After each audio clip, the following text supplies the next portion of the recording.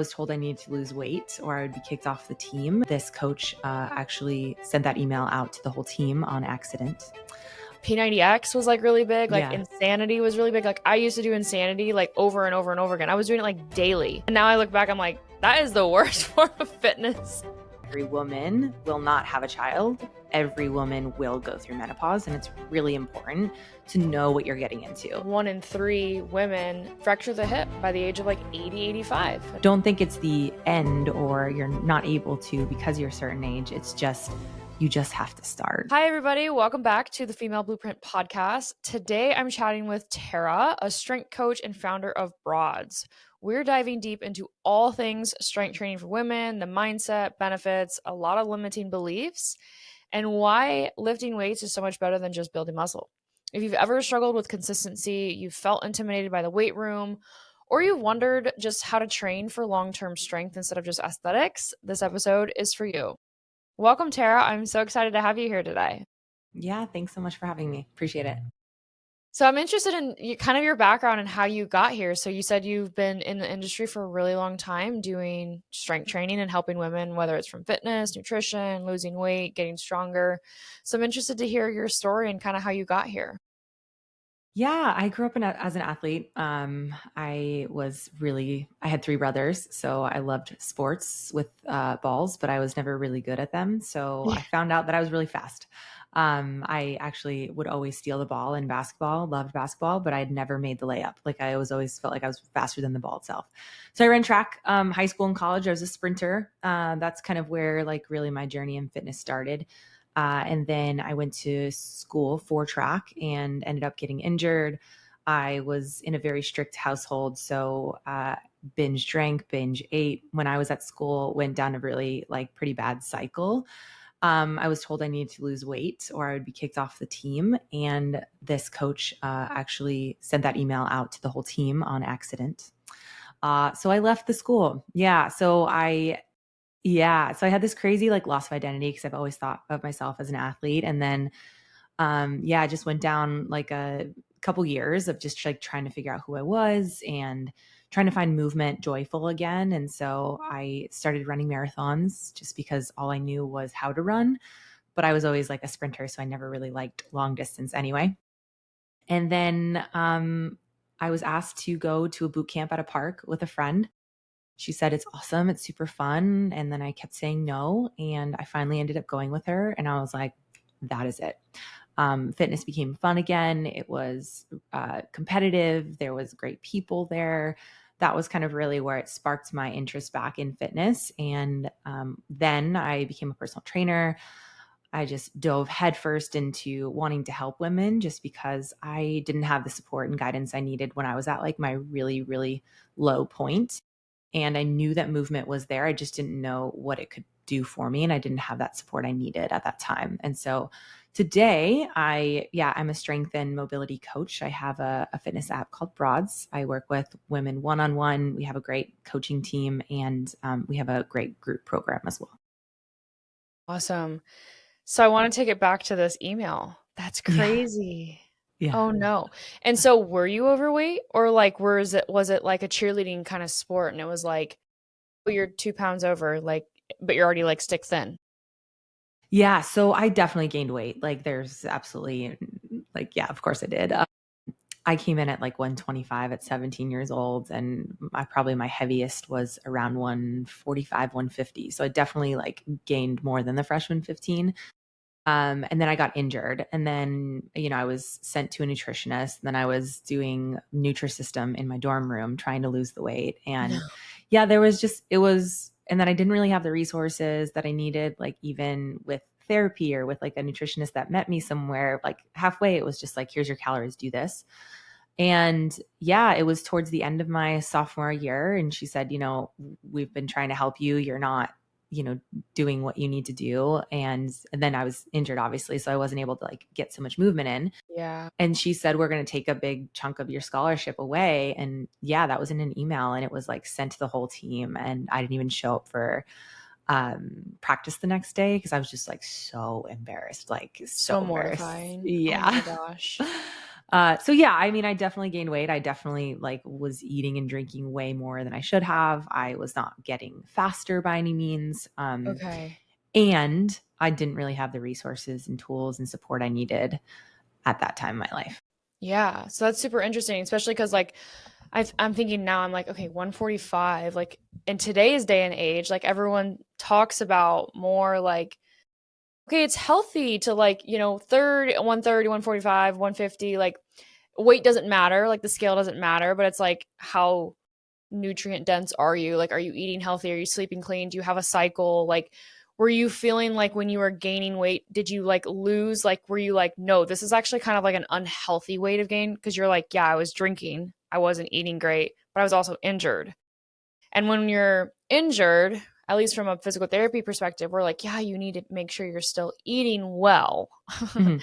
Yeah. So I'm kind of curious on like the weight change and like how that messed with everything and being injured and like what kind of mindset were you in as well before the whole email thing happened? Yeah, well, I was a kid.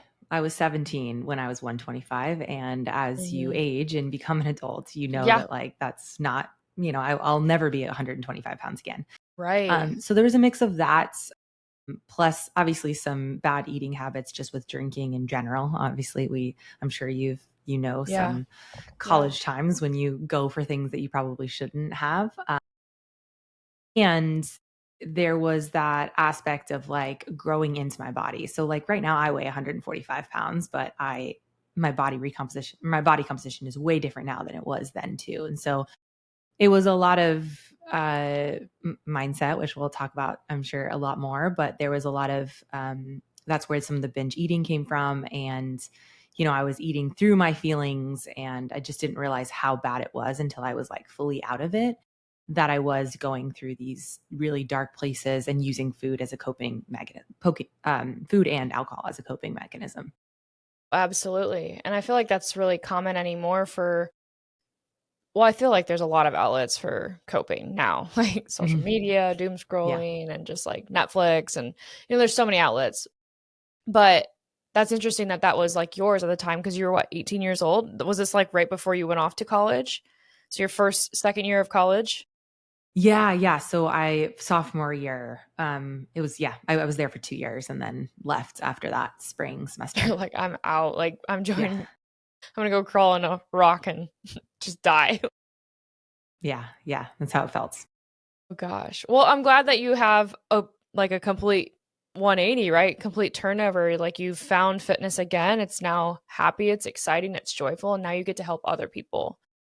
So, do you see a lot of patterns that you struggled with personally now helping other women? And how do you kind of like navigate that coaching process? For sure. So much of it is from society of being told to look and be a certain way. I work with a lot of women that have gone through so much yo-yo dieting. I work with women specifically 35 plus because, I can relate to, I don't know how old you are, but like millennials are told to like be smaller and be thin. They're just yo-yo dieting, and I went through all of those. I mean, you Totally. name it: the lemonade diet, paleo, keto, what's now keto, like Atkins. All of those in the past, only chicken and broccoli. Like everyone can relate to those because all we were trying to do was just like be this smaller version of myself. And it took me a really long time to like get out of that cycle. But with movement, strength training specifically, I was able to recomp my body, feel more confident, but also just like learn so much more about myself. And so for a lot of people, it's just like putting in the reps, the same reps you put in the gym or in at work. It's like we have to put those in our mind as well. If we Hmm. consistently tell ourselves that we're not good enough or we need to look or be this specific way, that's what we're going to believe is true. And so it's a lot of those like even neutral to positive mindset shifts over time. You know, and then we go back to like unfollowing social media people that tell us to constantly lose weight or constantly push the next detox or the next diet to follow because we know that that's just going to put us back in that cycle of like Yeah. yo-yoing. And I feel like us specifically, so I'm 31. How old are you? 36. 36. So yeah, we grew up as millennials in this era of like having parents And it's so funny because I talk to so many women on my podcast and I'm asking them like kind of like what's something that you learned that you don't do anymore, and it's always like be small, be small, be small, or like go on a diet or whatever. And we grew up with the social media era of like fitness and like all of these diets coming out, like Weight Watchers, right? And I grew up in, what was it, like P90X was like really big, like Yeah. Insanity was really big. Like I used to do Insanity like over and over and over again. I was doing it like daily, and I got Mhm. so small from doing it. And now I look back, I'm like, that is the worst form of fitness. Just like pure cardio for like an hour Yeah. every single day. Yeah. Um, but it's so interesting because like now we're the population that's like, okay, don't listen to that, even though we did it. That's bad. That's the wrong way to do it. And now we're like having to teach other women that are maybe older than us or, you know, millennial status or even like Gen Z a little bit, like, hey, don't follow these things. Like, this is the actual way, right? So, good, solid strength training, making sure you're eating enough for nutritional status, like making sure that you have a cycle.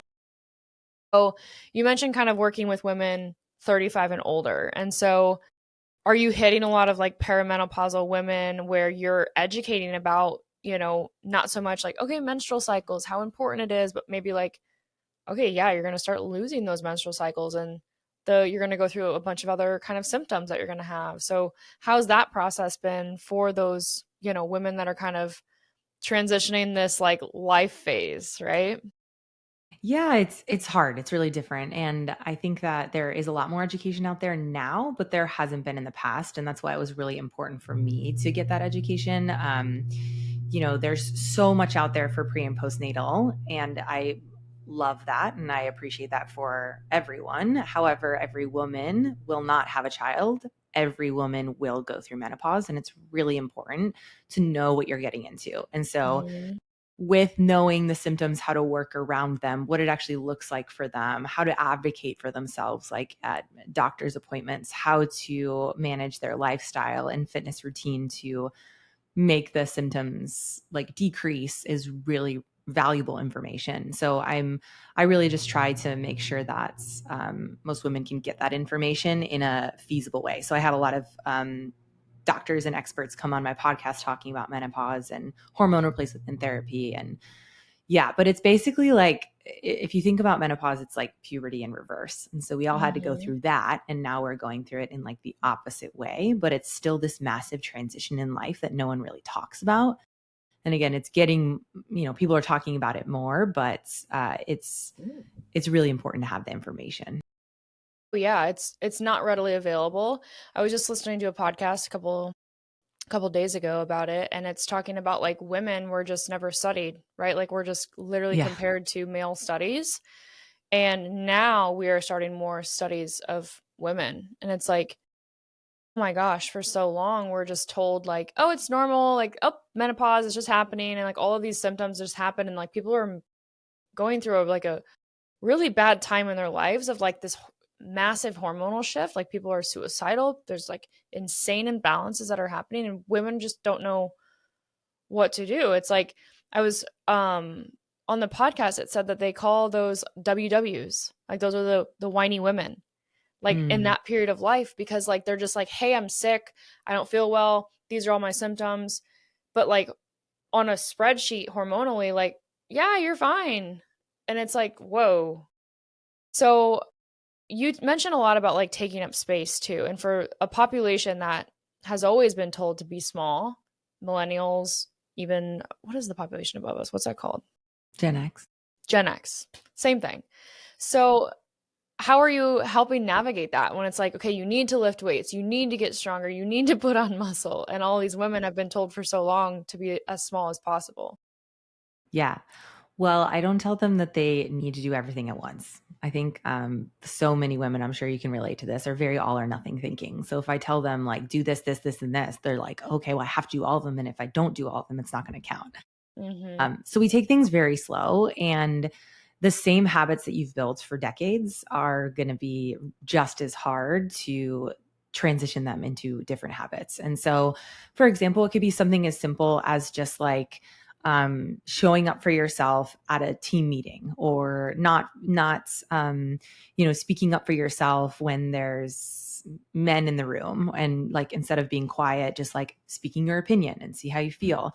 I remember this one time I was at Home Depot with my husband, and I asked the guy a question, and instead of responding to me, he looks at my husband and like answers to him. And I'm like, hey, I asked, I'm right here. So even those like micro things Yeah. will add up over time, but you'll just notice them more. And so it could be something as simple as that, as just like, hey, I asked you that question, or hey, I'm going to stand up for myself in a meeting, or um, speak up for yourself around the table with all of I've got a lot of brothers and a lot of men in my life that maybe, have been that way in the past. And I'm like, no, like we're here.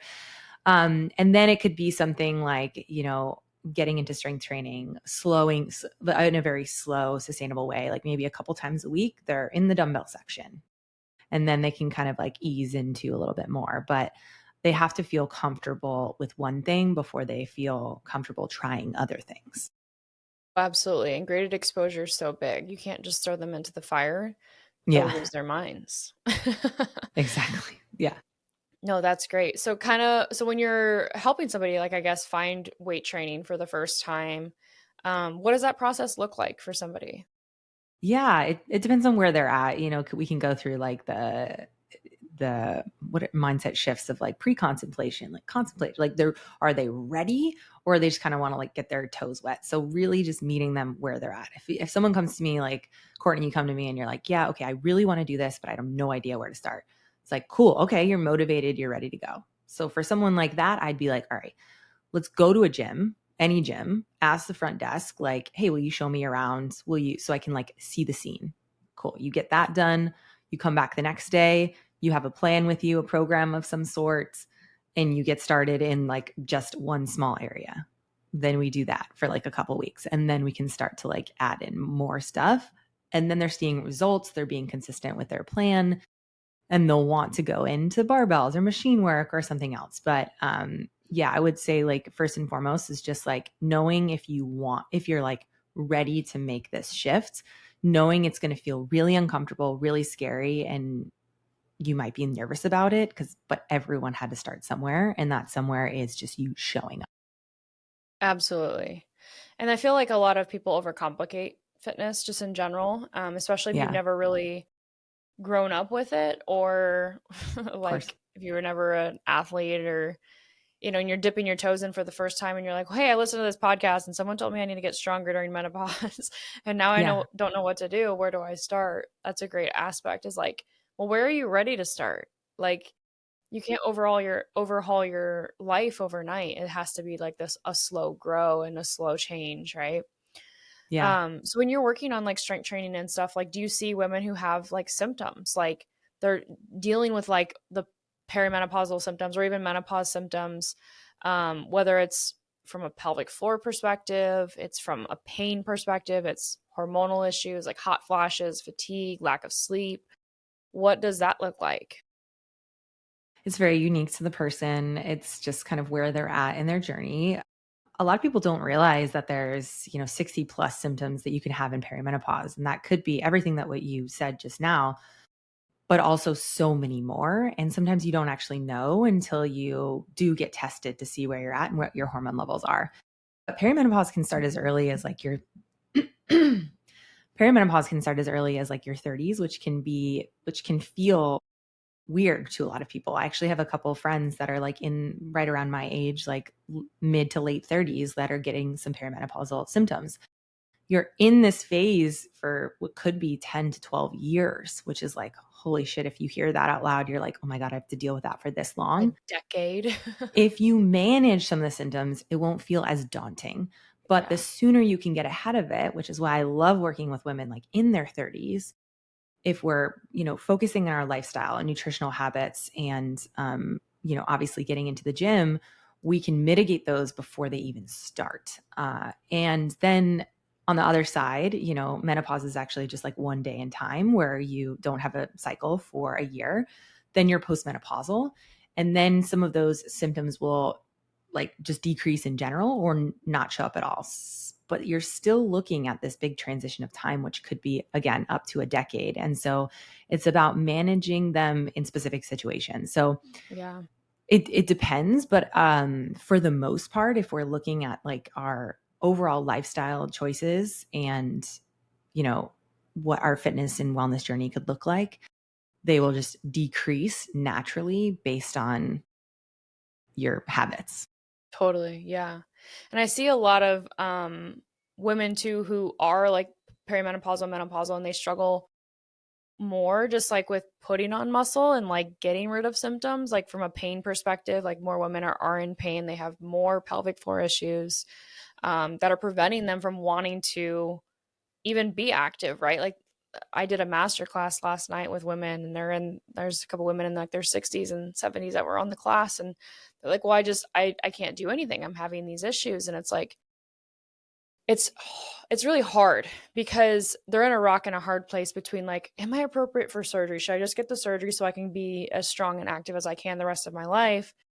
But also at the same time, it's like, well, surgery is not always appropriate if you haven't even tried conservative methods like strength training to solve the issues.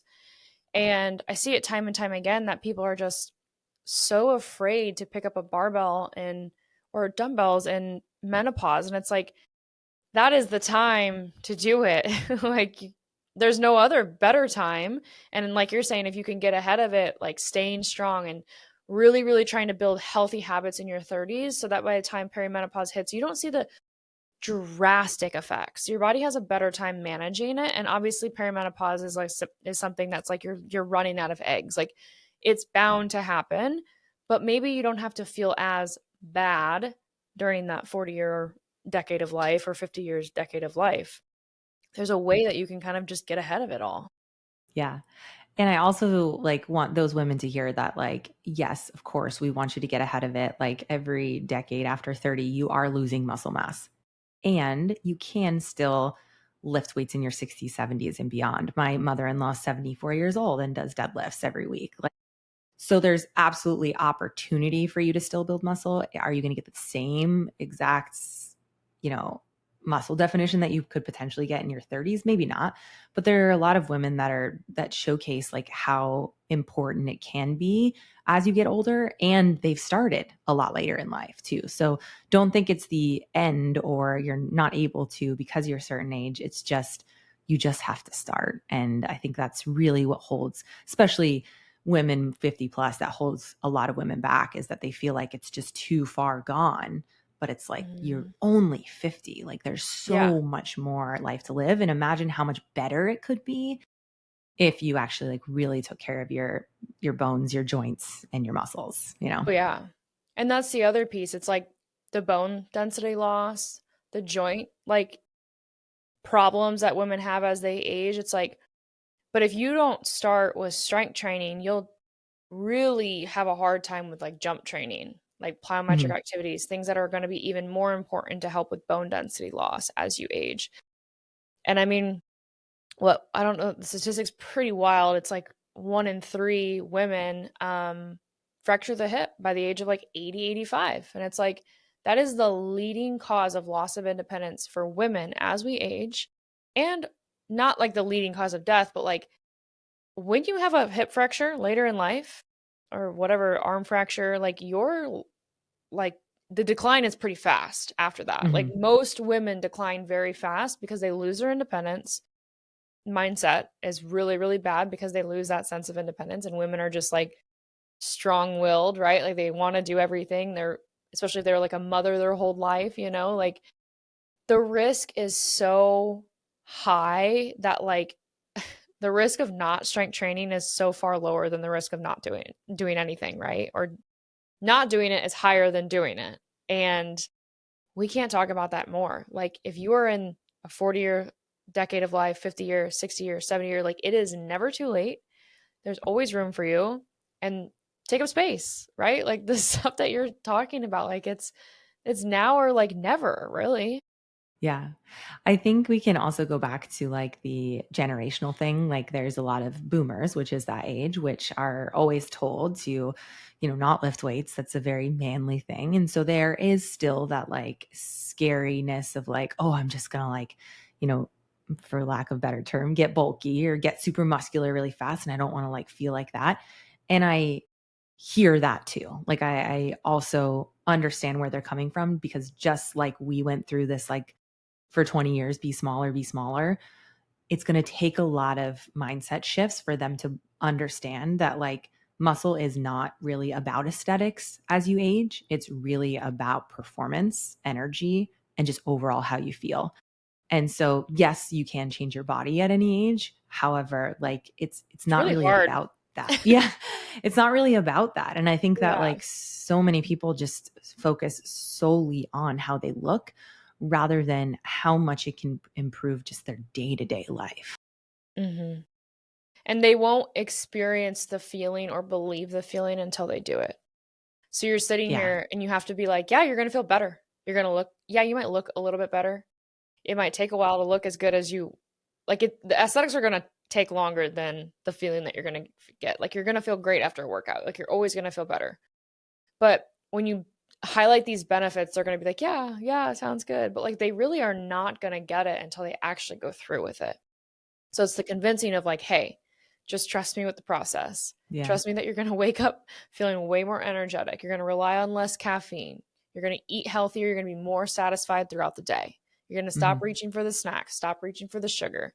Your taste buds are gonna change, right? Like there's so many benefits to it that when we just like talk about it, it's just like take it at face value. Like believe it and then go do it. And then you're gonna actually experience the benefits.